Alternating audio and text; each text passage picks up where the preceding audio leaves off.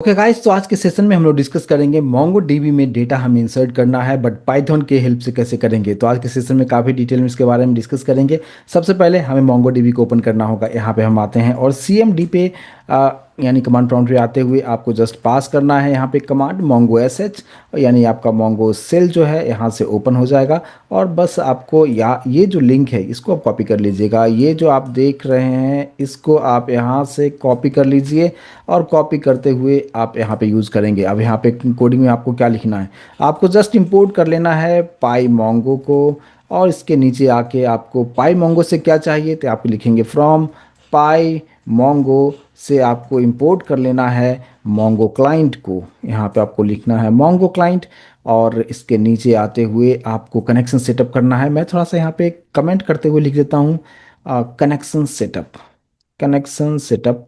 और इसके नीचे आते हुए कैसे कनेक्शन सेटअप करेंगे तो सबसे पहले तो आपको लिखना है मोंगो क्लाइंट और यहाँ पे मेथड साइन देते हुए सिंगल कोट या डबल कोट के अंदर में हमने जो उधर कॉपी किया था उसको आप यहाँ पे पेस्ट कर देंगे। और इससे क्या होगा कि कनेक्शन क्रिएट हो जाएगा। और इसको एक वेरिएबल क्लाइंट के नाम से रख देते हैं, आप नाम कुछ भी दे सकते हैं, क्लाइंट रख दीजिए बेटर है।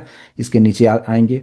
अब डेटाबेस से कनेक्ट करना है तो हम यहाँ पे लिखेंगे क्या, कनेक्टिंग टू डेटाबेस, या आप बोल सकते हैं कनेक्टिंग टू या सेलेक्टिंग टू डेटाबेस, जो भी आप बोलिए। इसके नीचे आना है, एक वेरिएबल का नाम दे दिया डीबी और यहाँ पे लिखना है क्लाइंट और स्क्वायर ब्रैकेट के अंदर में कौन सा डेटाबेस पे काम करना चाहते हैं। तो मैंने डेटाबेस वगैरह एक बार देख लेते हैं कि किस पे हमें काम करना है। तो यहाँ पे आपको लिखना है सो DBS। लास्ट जो सेशन में आपने देखा था कॉलेज हमने यूज़ किया था, बस उसी पे काम करेंगे। और यहाँ पे लिखते हैं यूज़ कॉलेज, कॉलेज में हम आ चुके हैं और अब आपको यहाँ पे लिख देना है वही कॉलेज। तो ये डेटाबेस, इसको सेलेक्ट डेटाबेस मिल जाएगा। और नीचे आने के बाद फिर हम इसको लिंक करेंगे हमारे कलेक्शन से। तो यहाँ पे कनेक्टिंग टू कलेक्शन, तो एक ही कलेक्शन से लिंक करना है। तो फिर आप यहाँ पे आपको लिख देना है क्या, डीबी से हमें कनेक्ट करना है स्क्वायर ब्रैकेट में यूज़ करते हुए। और मुझे जहाँ तक याद है स्टूडेंट्स नाम का हमने कलेक्शन बनाया था, एक बार हम चेक भी कर लेते हैं आपके सामने में। तो यहाँ पे आपको कुछ, मैं थोड़ा सा जूम कर लेता हूँ और यहाँ पे आपको यूज़ कर देना है क्या, सो कलेक्शन। सो कलेक्शंस आप लिखेंगे, स्टूडेंट्स आप देख पाएंगे स्टूडेंट्स नाम का हमने कलेक्शंस बनाया था, बस वही चीज़ हमने यहाँ पे लिख दिया है। और यहाँ पे इसका नाम हम देते हैं क्या, कलेक्शन नाम देते हैं। और इतना काम हमने कर दिया, ये पूरा सेटअप का लिंकिंग का पार्ट हो गया है। यहाँ पे अगर देखेंगे तो हमने सबसे पहले कनेक्शन को क्रिएट किया है, उसके बाद डेटाबेस से लिंक किया है, मतलब कौन से डेटाबेस पे आप काम करना चाहते हैं और उस डेटाबेस के अंदर कौन से कलेक्शंस पे काम करना चाहते हैं। और इतना करने के बाद जस्ट आप शिफ्ट एंटर करके देखिए सब कुछ ठीक है क्या नहीं है। बिल्कुल सब कुछ ठीक है, मैंने रन कर दिया, ऑल डन है। अब आप हमें डेटा को स्टोर करना है। अब डेटा को स्टोर करना है, किस में स्टोर करना है तो इसी स्टूडेंट्स कलेक्शंस में स्टोर करना है। पहले से कितना डेटाबेस है पहले वो भी चेकआउट कर लें आपके सामने में।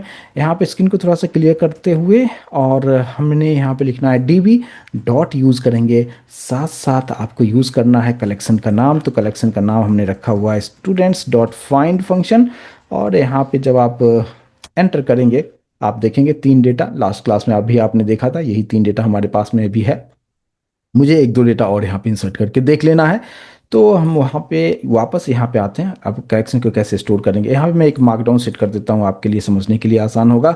यहाँ पे मैंने लिख दिया है inserting, inserting documents into collection और शिफ्ट एंटर करेंगे। अब कैसे हम यहाँ पे डेटा को इंसर्ट करेंगे, सबसे पहले हमने एक कोई भी जैसे स्टूडेंट है मान लीजिए, तो मैंने यहाँ पे स्टूडेंट नाम का एक वेरिएबल डिक्लेयर कर दिया है, नाम कुछ भी दे सकते हैं।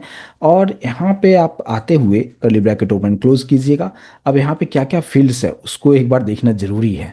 तो मैं यहाँ पे आप वापस यहाँ पे आइए, देखिए हमारे पास है नेम है, ईमेल है, एज है और मार्क्स है। नेम, ईमेल, एज, मार्क्स, चलिए उसी अकॉर्डिंग डेटा हम देंगे। तो सबसे पहले हमने यहाँ पे लिख देंगे नेम और नेम हमने यहाँ पे दे दिया है सुरेश, ठीक है। और नीचे आते हुए नेम के बाद हमने यहाँ पे रखा हुआ है ईमेल और फिर है एज, तो हमने यहाँ पे दे दिया है ईमेल। और ईमेल के अंदर हम लिख देते हैं यहाँ पे suresh@gmail.com, ऐसे ही रैंडमली हमने कुछ यहाँ पे दे दिया है। और और यहाँ पे एक कॉमा आपको देना जरूरी है। एक आप जब डेटा आप देते हैं उसके बाद कॉमा जरूर दीजिएगा। फिर से यहाँ पे कॉमा देते हुए फिर से नीचे आएंगे। फिर हमने एज यहाँ पे दे दिया है, एज मैंने कुछ भी दे देता हूँ, सपोज 20 दे दिया हमने। और लास्ट वाला जो फील्ड्स था जिसमें हमने मार्क्स को रखा हुआ था, और मार्क्स हमने यहाँ पे दे दिया है 450। इस तरीके से मार्क्स दे दिया। ये भी नॉर्मल सा एक वेरिएबल डिक्लेयर किया, उसके अंदर में सब कुछ हमने यहाँ पे दे दिया। अब डेटा को इंसर्ट करने का क्या हमारे पास में फंक्शन है पाइथन में, तो हम यहाँ पे यूज़ करेंगे कलेक्शन का नाम। कलेक्शन का नाम ऑलरेडी आप देखेंगे लाइन नंबर 11 पे कलेक्शन मैंने यूज़ किया हुआ है, बस वही आपको यहाँ पे रखना है। डॉट यूज़ करते हुए यहाँ पे आपको लिखना है इंसर्ट अंडरस्कोर 1, सभी स्मॉल में लिखना है। और ब्रैकेट के अंदर में किसको इंसर्ट करना है, स्टूडेंट के पास जो डेटा है बस इसी को हमें यहाँ पे इंसर्ट कर देना है। और अब बस इसको हम रन करके देखेंगे। सबसे पहले तो आप यहाँ पे देख लीजिए क्या सुरेश नाम का पहले से डेटा है क्या। यहाँ पे सबसे फर्स्ट डेटा है निशांत, फिर है शिवा, फिर है रामा, यानी तीन ही डेटा हमारे पास में है। ऑल डन है, ठीक है। चलिए ये कमांड हमने पास कर दिया है, इसको एक बार रन कर लेते हैं। शिफ्ट एंटर हम करते हैं। यहाँ पे देखिए इंसर्टेड 1 रिजल्ट आपको दिखा रहा है, उसका ऑब्जेक्ट आईडी भी दिखा रहा है, एक्नॉलेज्ड ट्रू आपको दिखा रहा है, मतलब सब कुछ ठीक ठाक हो चुका है। और आप डेटा कैसे चेकआउट करें, यहाँ से भी चेक कर सकते हैं। लास्ट क्लास में भी आपको बताया था फाइंड फंक्शन आप यूज़ आप कर सकते हैं। साथ साथ आप यहाँ पे भी आप जाके चेक देख लीजिए। यहाँ पे हम लोग आते हैं और फिर से हम लोग फाइंड फंक्शन को चला देते हैं एक बार। और उससे पहले मैं क्लियर कर लेता हूँ स्क्रीन को, थोड़ा सा सही आपको देखने को मिलेगा। अब यहाँ पे देखिए db.students.find एंटर करते हैं।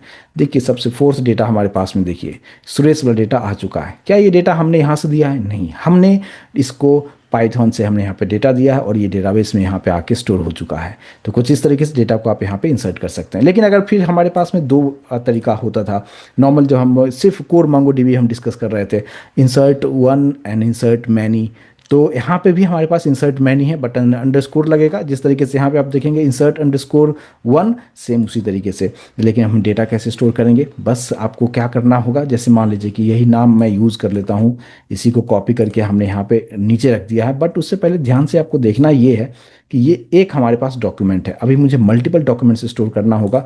यहाँ पे आपको एक स्क्वायर ब्रैकेट आपको देना होगा और फिर लास्ट में स्क्वायर ब्रैकेट को क्लोज करना होगा। ये हमारे पास एक डॉक्यूमेंट है, नाम मैं चेंज कर दूंगा, सुरेश की जगह पे मैंने कर दिया है महेश, और ईमेल आईडी हमने यहाँ पे कर दिया है महेश, ठीक है, mahesh@gmail.com। यहाँ पे एज मैंने कर दिया है 21, मार्क्स हमने कर दिया है 455, यानी 155, 455 मैंने कर दिया है। ये एक डॉक्यूमेंट हो गया, इसी में हम यहाँ पे कॉमा करेंगे और कॉमा करते हुए यहाँ पे इसी को कॉपी कर लेते हैं और नीचे पेस्ट कर दिया है। अब यहाँ पे दूसरा नाम देता हूँ मैं, यहाँ पे हमने ऊपर दे दिया है महेश, पहले सुरेश था, महेश था, यहाँ पे दिनेश कर देता हूँ, ठीक है। और अगर आप यहाँ पे देखेंगे तो ईमेल आईडी मैंने दिनेश कर दिया है, एज मैंने कर दिया है 21 ही रहने देता हूँ, और मार्क्स यहाँ पे कर देता हूँ 456 कर देता हूँ। तो हमने यहाँ पे दो डॉक्यूमेंट, और इस तरीके से जितना आपको स्टोर करना है कॉमा देते हुए आप और भी डेटा को स्टोर आप कर सकते हैं। अब इंसर्ट आप कैसे करेंगे, अच्छा लास्ट में यहाँ पे कॉमा देने की जरूरत नहीं है, क्योंकि इसके नीचे अगर आप डेटा नहीं दे रहे हैं तो कॉमा देने की कोई ज़रूरत नहीं है। अब कैसे हम डेटा स्टोर करेंगे, तो इसके नीचे आएंगे, लाइन नंबर 14 के नीचे आ जाते हैं, कलेक्शन आपको लिखना है डॉट, और यहाँ पे आपको लिखना है इंसर्ट अंडरस्कोर मैनी। इस बात पे ध्यान दीजिएगा, वहाँ पे इंसर्ट 1 या इंसर्ट मैनी लिखते वक्त हम लोग जब हम यूज़ करते थे मैनी में एम कैपिटल होता था, अंडरस्कोर नहीं होता था, बट यहाँ पे ये सब चीज़ें हैं। तो इंसर्ट अंडरस्कोर मैनी, और यहाँ पे ब्रैकेट के अंदर में आप बस ये जो स्टूडेंट है इसी को कॉपी करके यहाँ पे हम लोग इसको रख देते हैं। और स्टूडेंट के अंदर में आप देखेंगे कि यहाँ पे हमने फ़िलहाल 2 हमने रखा हुआ है, आप 4, 5, 10 जितना स्टोर करना चाहें उतना स्टोर कर सकते हैं। और बस इतना करने के बाद शिफ्ट एंटर कीजिए। आप देखिए यहाँ पे दिखा रहा है इंसर्टेड मैनी रिजल्ट, और सभी का जो भी इंसर्ट हुआ है उसका ऑब्जेक्ट आईडी आपको यहाँ पे दिखा रहा है, और लास्ट में एक्नॉलेज्ड ट्रू भी दिखा रहा है, मतलब सब कुछ सही तरीके से यहाँ पे स्टोर हो चुका है। और अब हम लोग यहाँ पे आ जाते हैं अपने मोंगो डीबी पे। स्क्रीन को थोड़ा सा क्लियर कर दूंगा, और अब अगर आप यहाँ पे students.find फंक्शन चलाते हैं तो आप देखिए लास्ट में जो डेटा हमारे पास में है, दिनेश सबसे लास्ट, उससे सेकंड लास्ट महेश, और उससे पहले सुरेश, ये सभी डेटा हमने स्टोर कर लिया। तो कुछ इस तरीके से इंसर्ट अंडरस्कोर 1 और इंसर्ट अंडरस्कोर मैनी फंक्शन के थ्रू आप यहाँ पे पाइथन से डेटा बेस में स्टोर आप कर सकते हैं डेटा को। आई होप ये कंसेप्ट समझ में आया होगा। और इसी डेटा को फेच भी करना होगा तो लास्ट क्लास में भी हमने देखा था, वो भी मैं फिर से यहाँ पे आपको चला के दिखा देते हैं। आपको क्या करना है, आपको करना है कलेक्शन डॉट, और आपको लिखना है फाइंड फंक्शन। और अगर आप यहाँ पे आप ये लगाना चाहते हैं प्रोजेक्शन की आईडी हमें नहीं दिखाओ, तो यहाँ पे एक कॉमा करते हुए एक और आप कर्ली ब्रैकेट आप यूज़ कीजिएगा, और यहाँ पे आप लगा दीजिए अंडरस्कोर आईडी कोलन जीरो, ये आपको नहीं चाहिए। इसको एक वेरिएबल में स्टोर कर लीजिए। मान लीजिए डॉक्यूमेंट्स हमने नाम दे दिया है, और यहाँ पे फॉर लूप लगाना ज़रूरी होगा क्योंकि हमें पास बहुत से ज़्यादा डॉक्यूमेंट्स हम यहाँ पे दिखाना चाहते हैं। तो यहाँ पे फॉर लगाएंगे और यहाँ पे एक नाम दे दिया डॉक्स इन, और यहाँ पे लिख देंगे डॉक्यूमेंट्स, कोलन देना है, और प्रिंट के अंदर में यहाँ पे डॉक्स को प्रिंट कर देंगे और फिर शिफ्ट एंटर करेंगे। आप देख सकते हैं सभी डेटा यहाँ पे पहले से, ये 3 डेटा पहले से ही हमारे पास में था, लेकिन अभी लास्ट का जो 3 डेटा देख रहे हैं, ये तीनों डेटा हमने अभी पाइथन से हमने इस डॉक्यूमेंट्स को मोंगोडीबी में स्टोर कराया। तो आई होप कि अभी आपको कंसेप्ट समझ में आया होगा कि किस तरीके से यहाँ पे हम लोग कनेक्शन कैसे बनाते हैं, डेटा स्टोर कैसे करते हैं, उधर का डेटा इधर रीड कैसे करते हैं। आई होप कि दोनों कंसेप्ट समझ में आया होगा, और इसको अच्छी तरीके से प्रैक्टिस करके देखिए। आने वाले सेशन में हम फिल्टर के बारे में भी डिस्कस करेंगे, और डिलीट कैसे कर सकते हैं, सर्च कैसे कर सकते हैं, आने वाले सेशन में डिस्कस करेंगे।